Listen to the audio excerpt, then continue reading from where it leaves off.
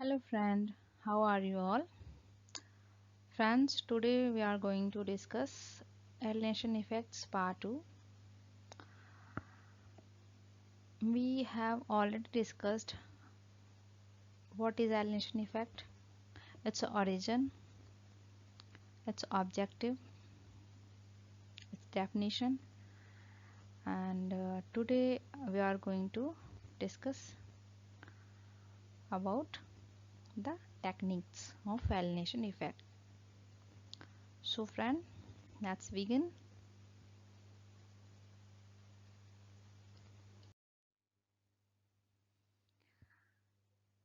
Now, let's discuss the first and perhaps the most famous technique of the alienation effects. That is breaking the fourth wall. But before understanding this technique, let me ask you a question. What is the fourth wall? Yes. The fourth wall is an imaginary wall that separates the actor from the audience. In traditional theatre, actors behave as if the audience doesn't exist. They speak only the other characters, making the performance appear realistic. Now, here is another question. What happens if an actor suddenly looks at the audience and it starts talking directly to them? Immediately, the illusion is broken. The audience remembers, oh, this is just a play. And that is exactly what Brecht wanted. Instead of allowing the audience to become emotionally involved, he wanted them to remain aware and think critically about what was happening on stage.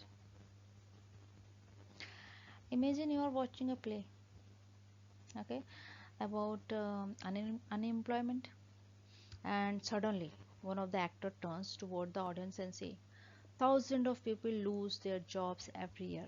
What do you think should be done about it? Now, the audience is no longer just watching the story. They begin thinking about the real world issue. This is the perfect example of breaking the fourth wall. So remember this point. Breaking the fourth wall is not done to entertain the audience. It is done to make them think.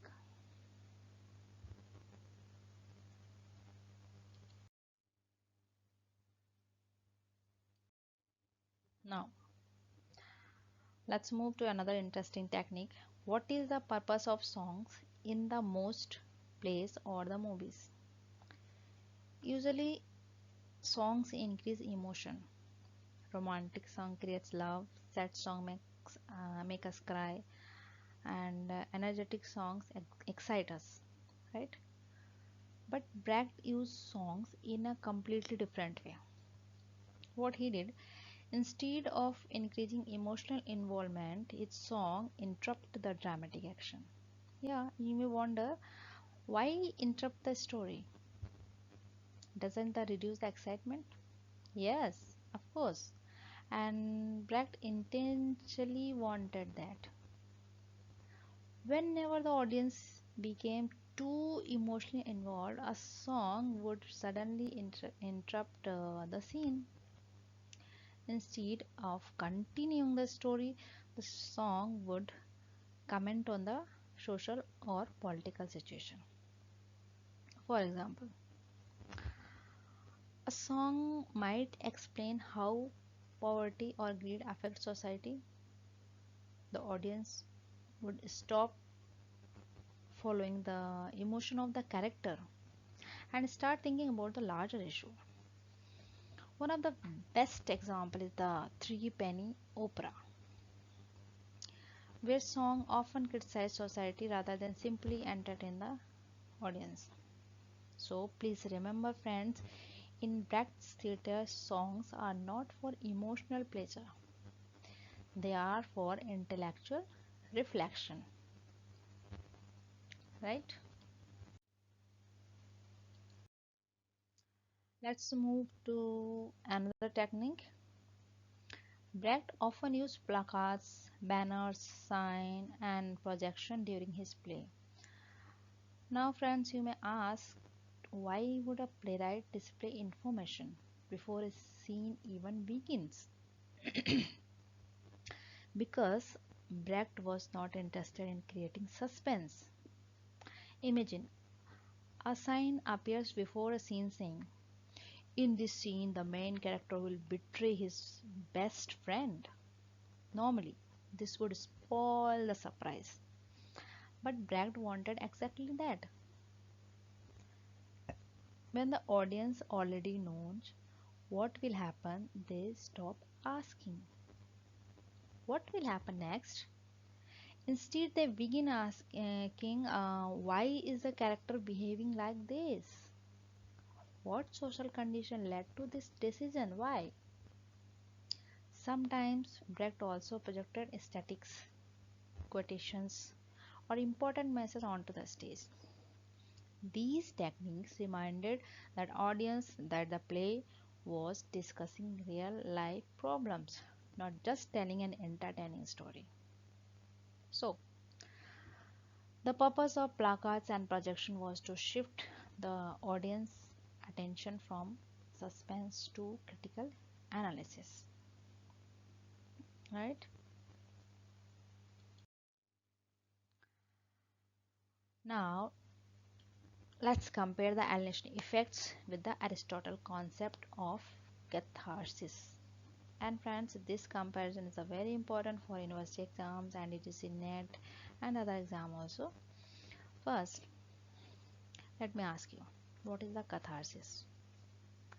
Yes, according to Aristotle, tragedy should arouse pity and fear, right? And by the end of the play, the audience experiences an emotional release known as catharsis. In simple words, Aristotle wanted the audience to feel deeply. Now, think about Brecht. Did Brecht agree with Aristotle? The answer is no.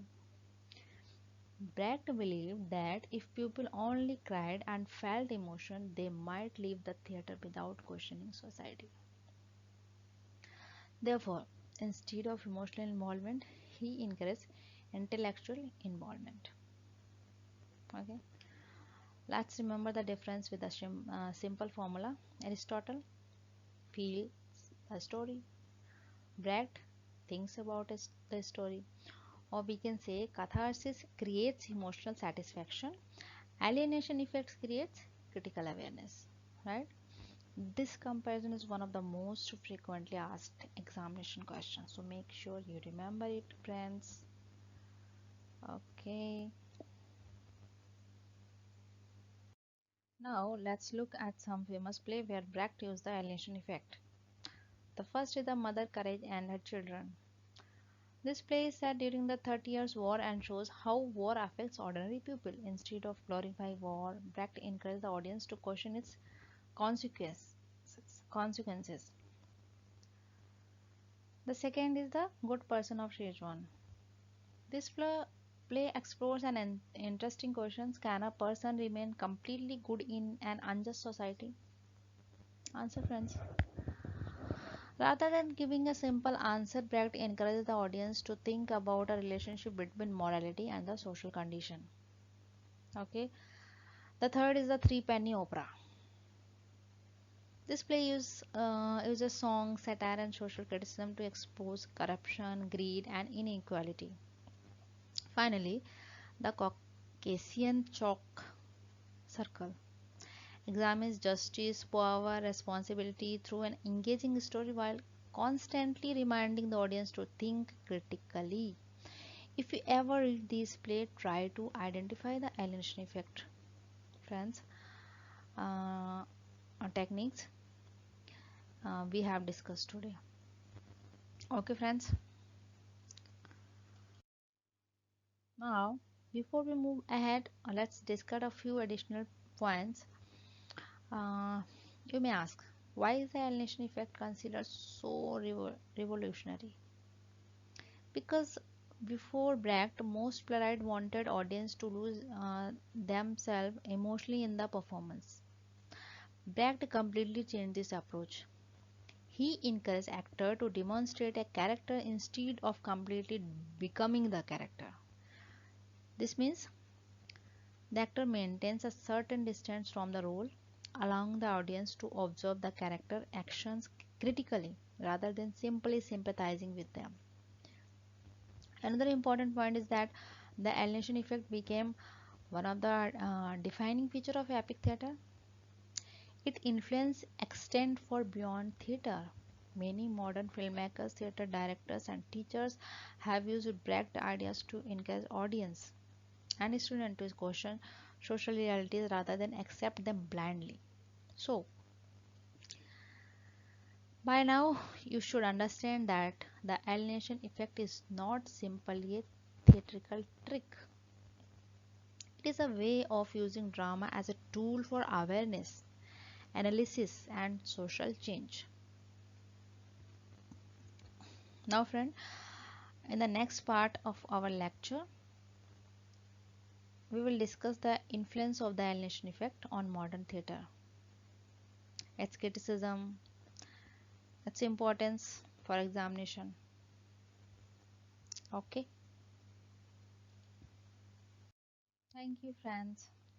If you like the video, please like it, share with your friends, and subscribe my channel LitQuest by Jeetu.